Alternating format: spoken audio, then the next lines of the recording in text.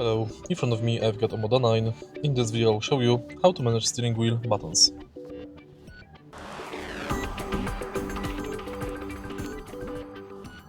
In the beginning, take a look at the left side of the steering wheel.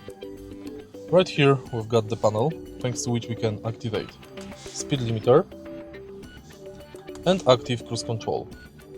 Also we've got access to favorite functions. Next, we can change distance from the following car in active cruise control. Now let's take a look at the right side.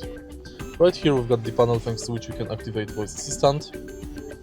We can manage radio. And we can go to menu on instrument cluster. And that's basically it. Of course, if you press here, you will use horn. And if you want to adjust steering wheel position, you have to use this knob. If you find this video helpful, please leave like, comment and subscribe.